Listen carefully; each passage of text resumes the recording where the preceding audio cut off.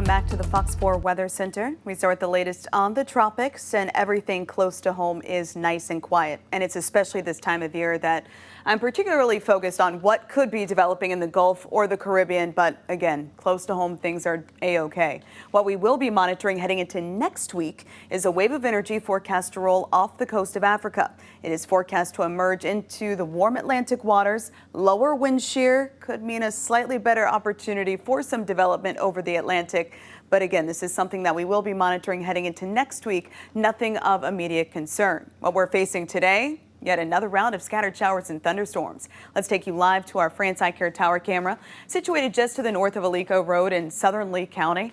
And we continue to see these areas of heavy rainfall here in this area. This is a spot that's currently under a flood advisory because we've already picked up 1 to 4 inches in the rain gauge. And as you can see from the raindrops there on the screen, we're not done just yet.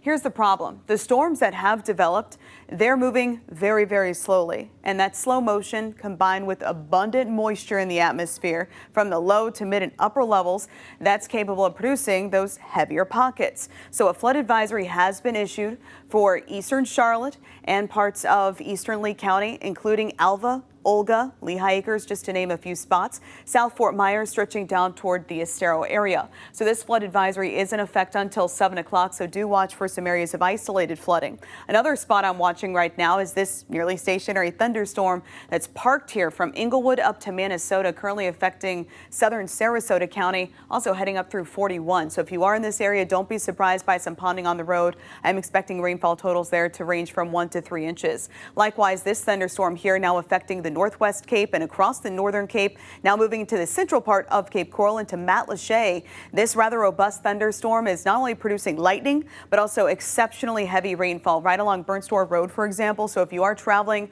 this afternoon, this evening across the Cape, please do so with caution. And then kind of bringing you that broader view from Palmdale to LaBelle, seeing big improvements at this point, just light to moderate rain showers. Further off toward the south, though, it's a bit more consistent, turning off our advisory there from Lehigh Acres down to Milwaukee Boulevard, seeing those pockets of moderate to heavy rainfall stretching right through State Route 82. Further off toward the south, improvements from Estero over to Fort Myers Beach. At this point, just seeing some of those light, spotty rain showers. Bit more consistent rain, though, continues here from Bonita Springs to Vanderbilt Beach.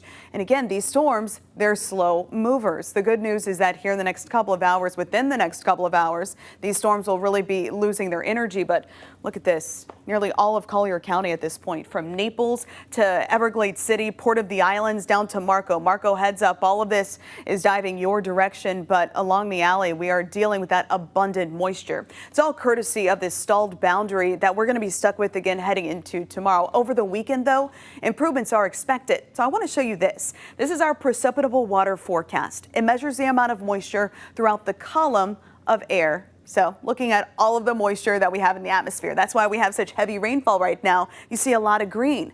Well, over the weekend, this stationary front's going to be sliding off toward our south. That will allow much drier air to build in. So I'm expecting lower rain chances for your Saturday, but especially Sunday into Monday. We're going to drop that humidity and pull back those rainfall probabilities to just 20%. But they're going to stay high for the rest of this evening. Things are going to be improving dramatically. By 8:30, just scattered rain showers, but the thunder, the lightning threat will be dying down by 10 o'clock. Only isolated rain is forecast. We'll kick off tomorrow morning with some spotty rain showers off to the north. Then heading into the afternoon, more scattered storms will be developing. High temperatures before the storms fire up in the afternoon, expected around 90 degrees. Making those evening plans, I am expecting isolated rain to impact things, but looking ahead to the weekend, big improvements, especially for Sunday.